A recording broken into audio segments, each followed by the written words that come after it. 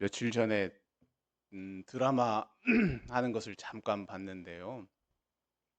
어떤 남자가 한 여자를 좋아해요. 그런데 어린 시절부터 그 옆집에 살았던 동생인데 좋아하는데 자기가 좋아한다, 사랑한다라는 것을 성인이 되어서도 말하지 못합니다.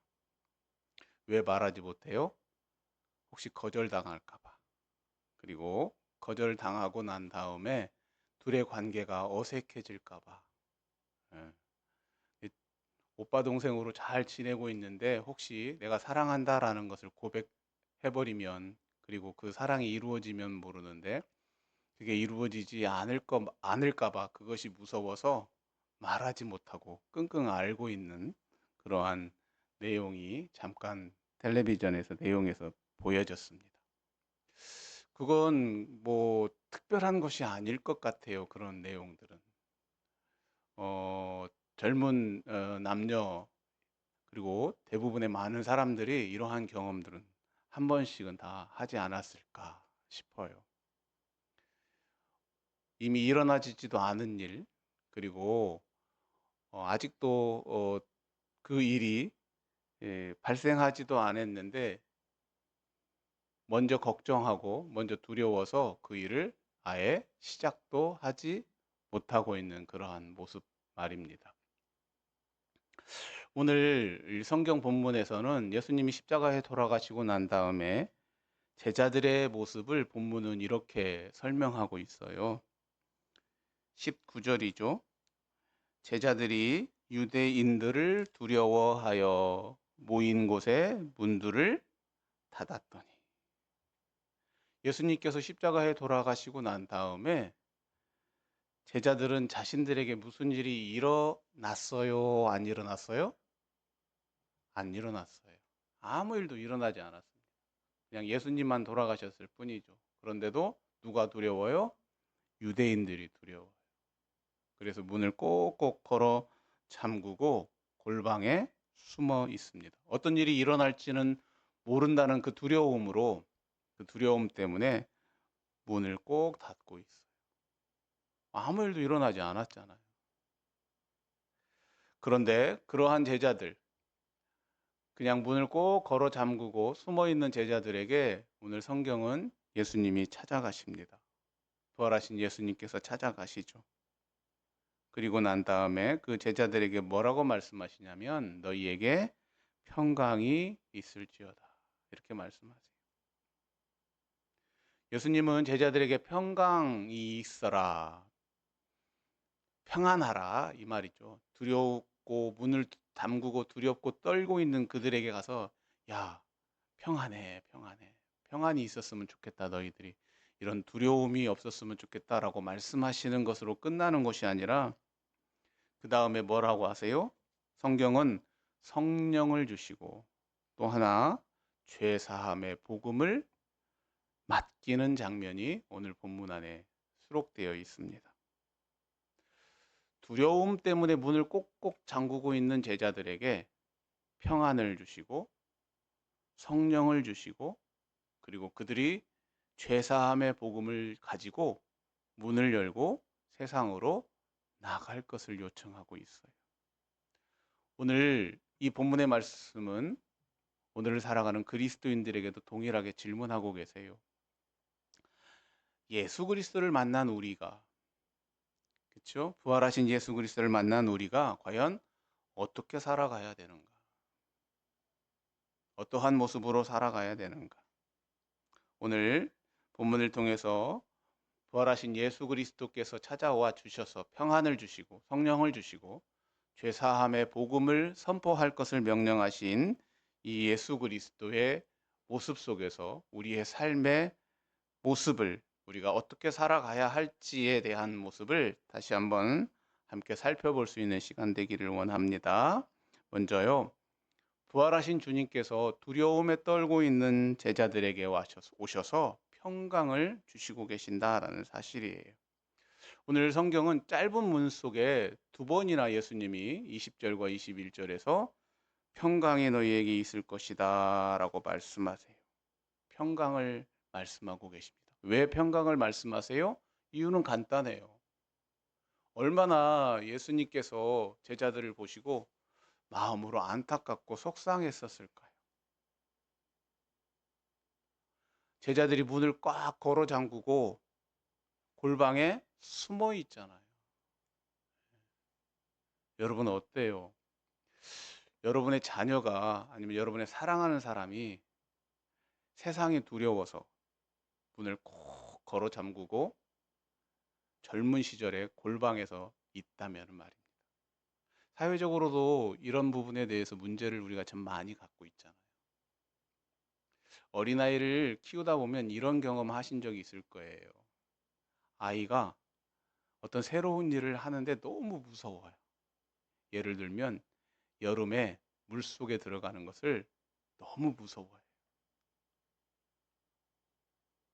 그래서 물가에서 부모는 어때요? 애하고 같이 물놀이를 하려고 만반의 준비를 하고 딱 갔는데 애를 데리고 물속에 들어가려고 막 하면은 막 소리를 지르고 곧 죽을 것 같이 무슨 맛있는 음식을 처음으로 한번 주려고 한다면 막 뱉어내요. 무슨 독약 주는 것처럼. 뭐예요? 하지도 않았는데 아이가 움츠려서 어떠한 일도 못하고 있었을 때 부모가 어때요? 속상해. 더군다나 20대 젊은 시절 10대 20대에 밖에 나가서 정말로 자신이 해야 될 일을 또 마음껏 했으면 좋겠는데 그쵸? 아르바이트도 하고 연애도 하고 공부도 하고 해외여행도 가고 친구들하고 놀기도 했으면 좋겠어요. 그런데 뭐예요? 자신감이 없는지 모르게 그냥 집에서만 움직이지도 않고 가만히 있으면서 두렵고 떨리는 한마디로 문을 잠그고 있는 친구들 말입니다. 사회적으로 격리가 되어 있다면 여러분 어떤 마음이겠어요? 속상하죠. 어떤 부모는 화가 나가지고 그 문을 막 부셔버리기도 한대요. 그 마음을 이해를 해요. 오늘 예수님이 그렇고 그러지 않았을까 싶어요. 자신이 죽고 난 다음에 제자들이 뭐예요? 골방에 숨어 있잖아요. 숨어 있어요. 두려움에 떨려 있어요. 두려움으로 가득 차 있어요. 불안해서 무서워하고 있어요. 그때 주님이 뭐라고 하세요? 가셔서 야, 너희들이 좀 마음이 평강이 있었으면 좋겠다. 평안했으면 좋겠다. 라고 말씀하세요. 여러분, 주님이 여기에서 평안했으면 좋겠다라고 했었을 때 제자들의 가지고 있는 그 상황이 싹 바뀌었을까요? 다시 말하면 문 밖에 있는 상황이 다 바뀌었어요? 안 바뀌었잖아요. 다시 말하면 로마 군인은 그대로 있고요. 유대인들도 제자들을 유심히 바라보고 있는 거예요. 쟤들이 어떻게 하고 있는가. 다시 말하면 문 밖에 있는 상황은 그대로다라는 사실이에요. 예수님이 문 밖의 상황을 바꿔주시지는 않으셨어요. 하지만 문 밖에 있는 상황은 달라지지 않았지만 예수님이 평안했으면 좋겠다라고 말씀하시는 그때에 제자들이 얻을 수 있는 평안함은 뭐냐면 바로 부활하신 예수 그리스도가 그 자리에 오셨다라는 사실이에요. 예수님이 주시는 평강은 아무 문제가 없는 상태가 아니라는 사실입니다. 다시 한번요. 예수님이 주시는 이 평안은 외부 세계나 나에게 아무런 문제가 없는 상태가 아니라는 거예요. 문제가 있어도요, 위협이 있어도요, 주께서 나와 함께 하심을 믿는다면 바로 그것이 우리가 평강을 누릴 수 있는 힘이 된다라는 사실입니다. 참된 평강은요, 따라서 상황이 평안해지는 것이 아닙니다. 상황에서 오는 것이 아닙니다. 주님이 나와 함께 계심을 믿는 데에서 참된 평강이 있음을 깨닫는 은혜가 있기를 원합니다. 아멘이. 여러분 때때로 우리도 제자들처럼 불안과 두려움이 우리를 휩쓸어 버릴 때가 많습니다. 경제적인 문제 때문에 그럴 때도 있어요. 자녀의 문제 때문에도 그럴 수가 있습니다. 때때로 내 건강의 문제 때문에 마음이 흔들리고 불안하고 두렵고 떨릴 때도 많습니다. 그때 우리는 대부분 우리의 문제가 해결되어야 평강을 얻을 것이다, 평안해질 것이라고 생각하죠. 그러나 여러분, 주님은 이 모든 문제가 해결된 다음에 평안을 주시는 것이 아니라는 거예요. 두려움 한가운데 찾아오셔서 이렇게 말씀하시잖아요. 두려움이 다 있는 상황에서 말씀하시잖아요. 너희에게 평강이 있을지어다. 요한복음 14장 27절에 이렇게 말씀하세요. 평안을 너희에게 끼치노니 곧 나의 평안을 너희에게 주노라. 내가 너희에게 주는 것은 세상이 주는 것과 같지 아니하리라. 여러분, 세상이 주는 평안은요, 상황에 따라 흔들리고 상황에 따라 바뀝니다. 상황이 좋아지면 좋아지는 것 같고요. 그 상황이 흐트리면 금방 흐트러져 버립니다. 하지만 주님이 주시는 평안은 주님 자신이 오기 때문에 흔들림이 없다라는 사실이에요. 따라서 우리는 여러분, 문제보다도 주님을 바라보는 그리스도인이 되기를 소망합니다. 아멘. 두려움보다 나와 함께 하시는 주님이 있기에 우리가 평강을 얻을 수 있는 거예요. 그때 세상은 우리가 빼앗을 수 없는 주님의 평강이 우리의 마음을 지켜 주실 것이라는 확신이 우리 믿음 가운데 함께 하기를 소망합니다. 아멘.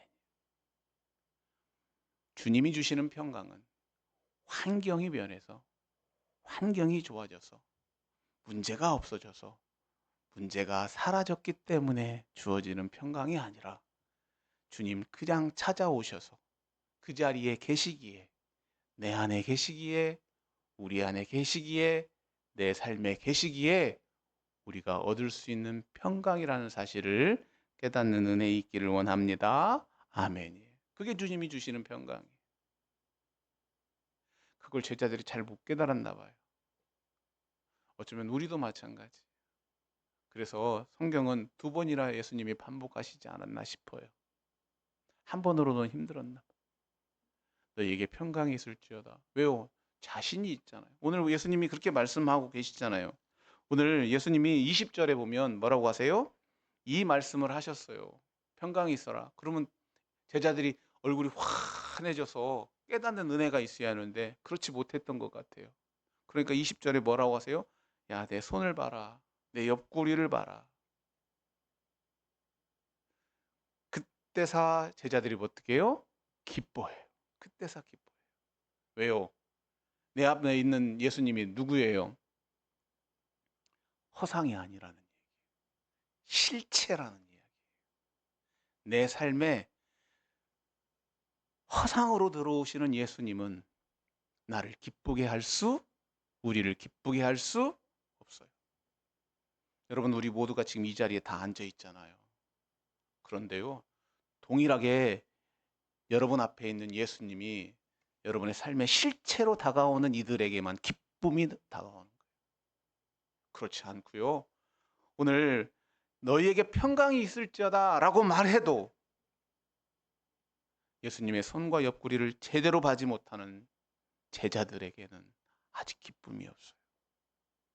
그렇지만 그 제자들에게 손과 옆구리를 보여주시면서 실제로 인격적으로 다가오시는 그 예수님이 제자들의 삶 속에 보였을 때, 그 앞에 있었을 때 제자들에게는 기쁨이 오는 것처럼 오늘 우리의 삶 속에서도 예수 그리스도께서 우리 모두의 삶에 실체적으로 다가오는 그분이 되기를 소망합니다. 아멘. 실체적으로 다가와야 돼요. 인격적으로 다가와야 돼요. 그것을 보시고 다시 한번 예수님이 평강에 대한 이야기를 말씀하시는 거예요. 두 번째, 여러분, 부활하신 예수님께서 제자들에게 사명을 감당하라고 성령을 주십니다. 사명을 감당하라고. 성령을 그냥 주시는 게 아니에요. 21절에 보면 아버지께서 나를 보내시는 것 같이 나도 너희를 보내겠다라고 말씀하세요. 예수 그리스도께서 이 땅에 오신 것처럼 누구의 목적 때문에, 하나님의 목적 때문에 자신이 온 것처럼 그 목적에 똑같이 나도 너희들에게 그 목적을 행할 수 있도록 하시겠다라고 말씀하십니다. 그러면서 뭐라고 하세요? 22절에 보면 그들을 향해서 숨을 내쉽니다. 휴, 내쉬면서 무엇 하세요? 성령을 받아라라고 말씀하세요. 예. 여기서 중요한 순서를 발견합니다. 뭐냐면 예수님이 내가 너희를 보내겠다라고 말씀하시죠. 그렇죠? 그리고 성령을 받아라라고 말씀하세요. 사명을 주시고 그다음에 성령을 받아라라고 말씀하시는 겁니다. 그런데 그 사이에 뭐가 숨어 있어요?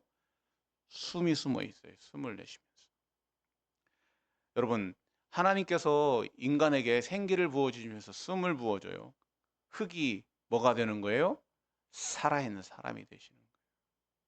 여러분, 예수 그리스도께서 숨을 쉬어서 내쉬는 이 모습은 뭐예요? 제자들이 이제 완전한 새로운 그리스도인으로서 거듭남의 삶을 말씀해 주고 계십니다. 여러분, 제자들의 모습을 보세요.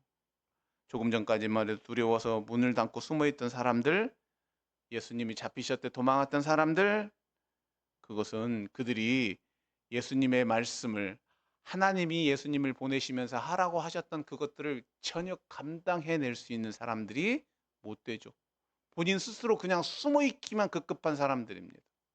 자신의 목숨이 어떻게 될 것인가 걱정하는 그것만으로도 벅찬 사람들이 바로 제자들이에요.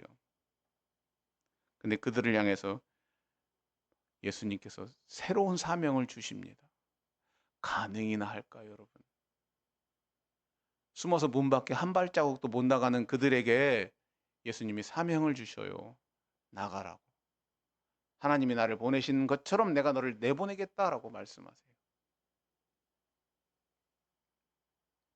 가능할 수 있는 것은 뭐예요? 성령을 주시는 거예요.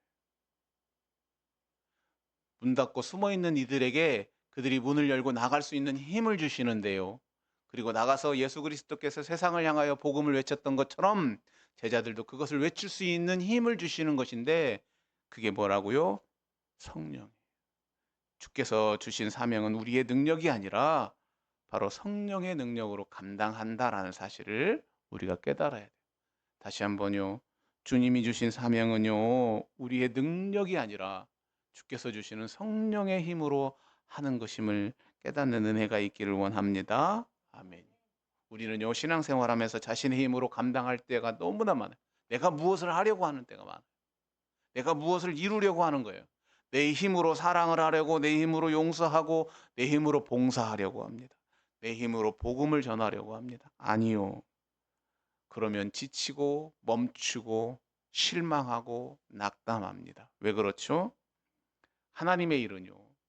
하나님의 일은요. 인간의 힘만으로 감당할 수 있는 게 아니에요. 여러분, 어른의 일을 어린애가 할 수 있어요? 없어요.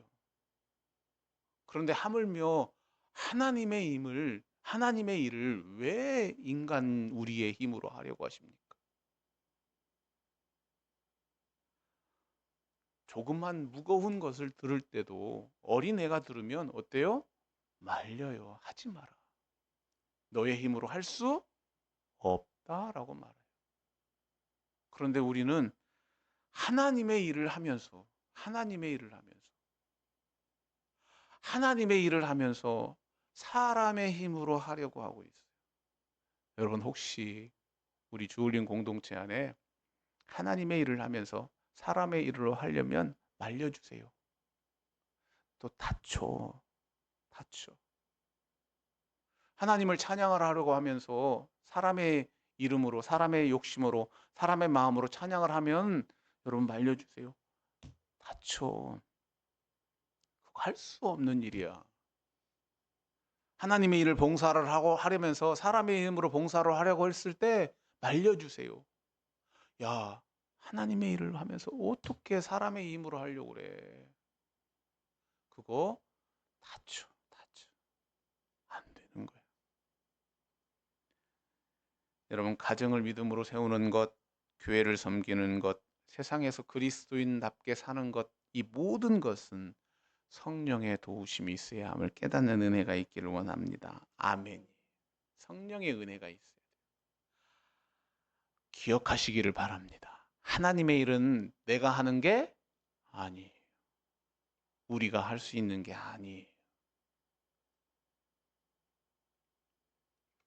우리를 사용하시는 걸 뿐이에요.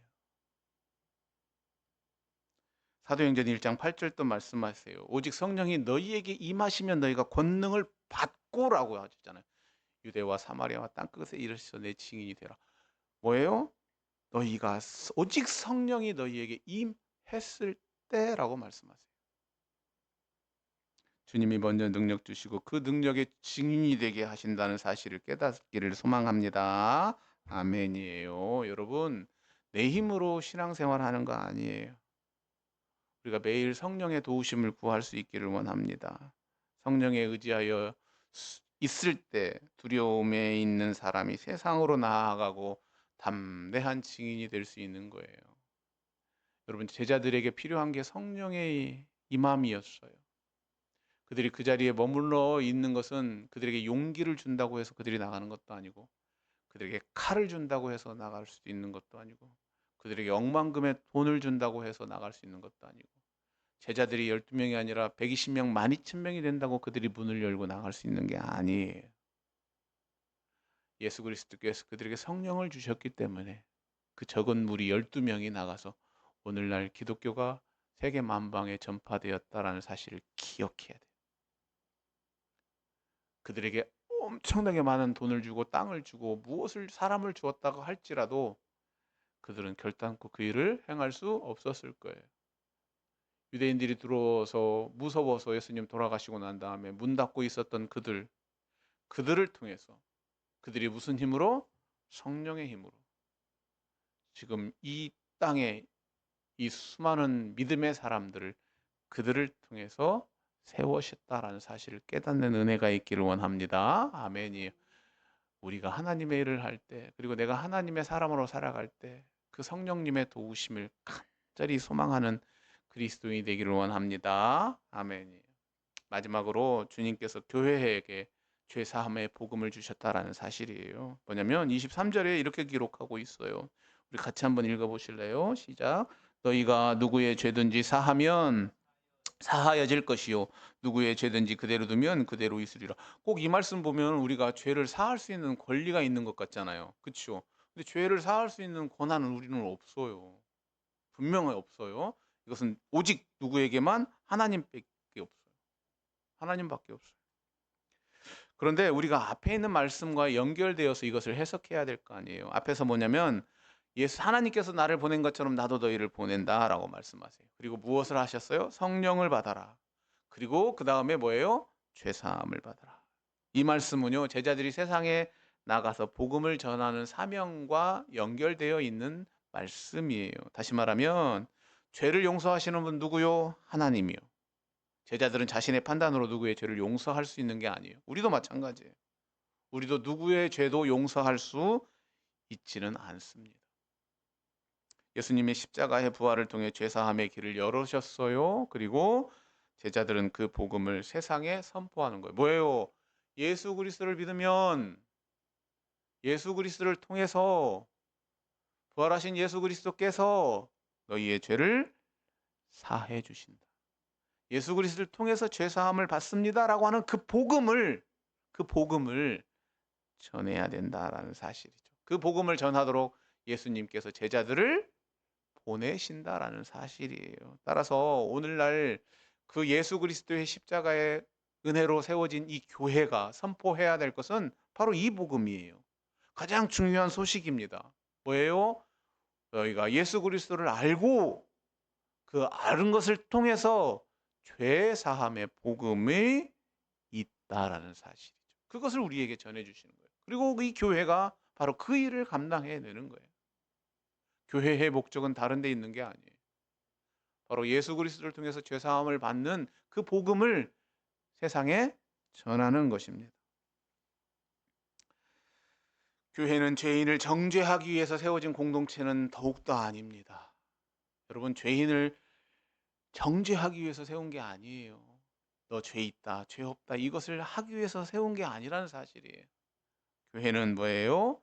예수 그리스도 안에 있는 사람들은 예수 그리스도 안에서 우리가 죄 사함을 받는다라는 것을 선포하는 공동체. 예수 그리스도 안에 있으면 우리가 죄 사함을 받습니다라고 하는 그것을 선포하는 공동체가 교회예요. 우리는 용서받은 사람이면서 동시에 용서를 해야 하는 사람들입니다. 세상을 향하여 예수 그리스도 안에 죄 사함이 있음을 담대하게 선포하는 우리가 되기를 소망합니다. 용서받은 사람이 용서하며 살 때 우리의 삶을 통해서 십자가의 살아있는 역사가 이루어지는 것을 우리가 알아야 되는 거예요. 바로 그것이 오늘 예수 그리스도께서 제자들을 향하여 보내시는 사명이라는 사실입니다. 말씀을 정리합니다. 여러분, 오늘 본문의 제자들이 닫힌 문을 꽉 닫고 그 문 뒤에 숨어 있습니다.